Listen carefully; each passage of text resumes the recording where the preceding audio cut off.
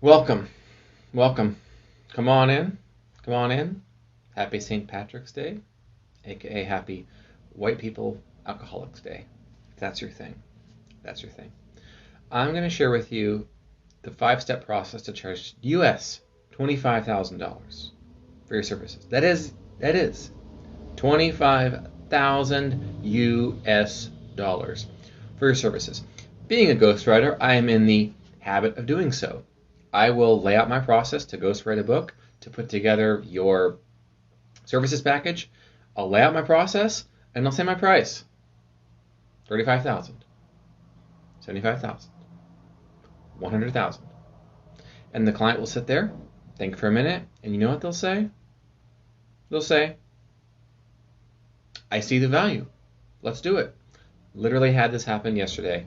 Author says, I can totally make this back. And they say, let's do it. Let's do it. So here are the 5 steps you need to know to do the same. The first step is to answer the following question. Who is in the habit of paying $25,000 for anything? People who can turn $25,000 into $250,000 or $2.5 million or $25 million. I have a client. In his first year as a published author, his book brought him over $1 million US dollars in revenue. You know, I charged him over $25,000 for that. It was an easy exchange. He used his book, he leveraged his book to create revenue he otherwise would not have been able to create. So that's the first thing. Okay, that's the first step, is realize who exactly is going to pay you this kind of money. Well, it's people who see what you do as an investment. As an investment that can produce a return. Okay, that's step 1. Step 2. If it's going to be businesses only, what's the industry? What's the industry that is used to investing in services? What's the industry? Now, in my case, I tend to work exclusively with entrepreneurs, founders, executives, people who have an existing business that they want to go big or go home with, so to speak. So what they want to do is leverage their book for more media opportunities, to position themselves as the go-to services provider in their space. They want to use their book to get entry-level sales. $20 for your expertise? Sure. And then you learn about their $200 course, then you learn about their $2,000 coaching program, then you learn about their $25,000 service. So the ladder up value there works. So I don't really have a niche, so to speak, currently. I transcend the niches. No. But think about what niche, what world you're familiar with. Someone who's watching this right now, who shall remain nameless, is in a particular industry that I recommended that he start in. I know who you are, and you know that I know who you are, and you know that I'm talking about you right now. You know, industry that it is. I recommended that you start there because you are familiar with the lingo of the industry, the language of the industry. I started in ghostwriting books for e-commerce professionals because I ghostwrote copy for e-commerce. And so I would write ebooks and white papers and guides for e-commerce entrepreneurs. These are people who sell information products, selling products. They have Instagrams, whatnot. That's the niche that I started in because I knew the way the game was played. That's the second step. The third step to charge $25,000 for your service is think closest to the money. Closest to the money. What's closest to the money? Sales. Anything that you can do that results in sales, you'll be able to charge more for. Full stop. After sales would come leads, marketing, helping a business get more customers. At Andrew Strom says, sales baby, he knows the drill. This is what you call top line revenue, as in it comes into the top of the. Imagine you've got your accounting, your statements, right? You start at the top. Well, first in comes the revenue, right? Well, that's where you start. That's what you can charge the most for because it's the first thing that comes in. Without sales, you don't have a business. Now, what's at the bottom of your financials would be the, obviously, bottom line. Okay? That's finance. That's profit. That is time. That's close to the money as well. You cannot charge premium prices for services that are so far removed from making money or saving time, and time is money. You're just not going to do it. You're just not going to do it. If it's a nice to have service, if it's extremely difficult to connect return on investment in your service, highly unlikely you'll be able to grow a successful high-ticket services business through your service. So, I'll say again, the closer your services are to the money, that's sales, followed by marketing, followed by profit. The closer you are to those three things and the corresponding space in which those three things exist, the higher the likelihood it is that you'll be able to charge money. For example, I ghostwrite someone a book. What do they use that book for? They mail it to potential clients as a sales tactic.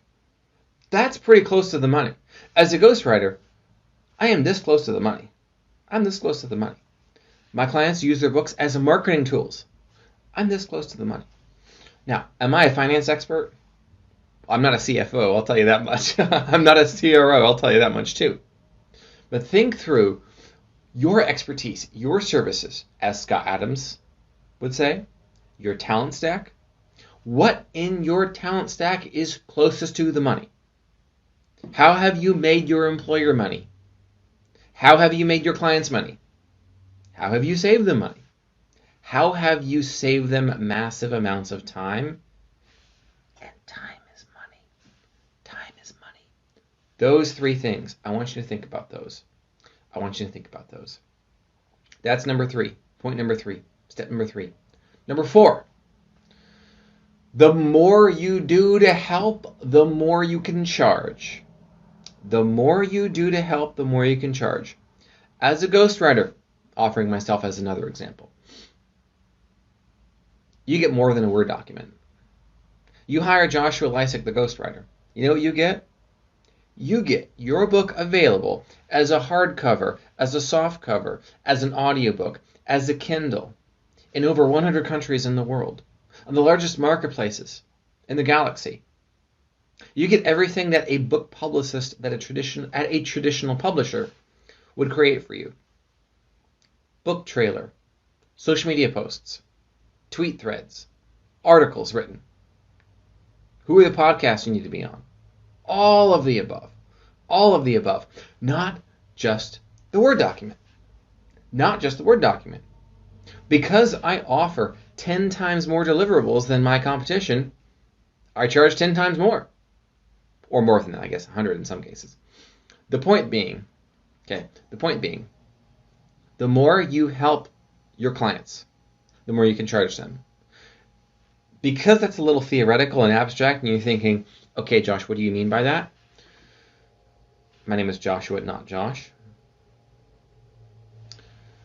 Think jobs to be done theory.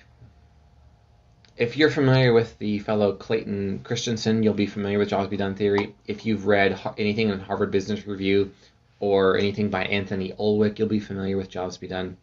In jobs to be done theory, customers buy tools to get jobs done.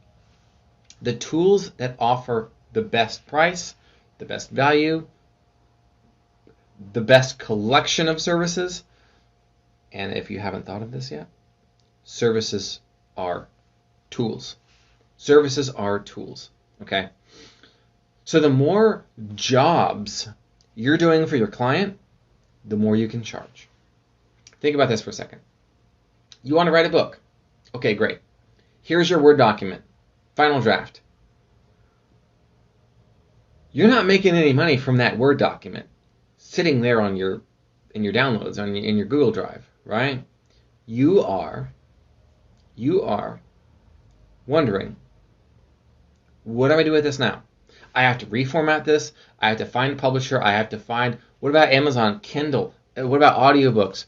How do I market this thing? How do I get the word out? You have so many questions so many jobs to be done, so to speak,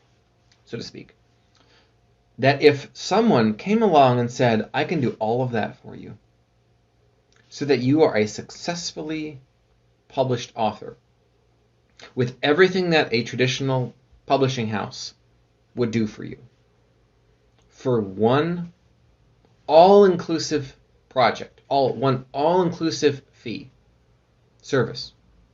You get the point, right? Services package.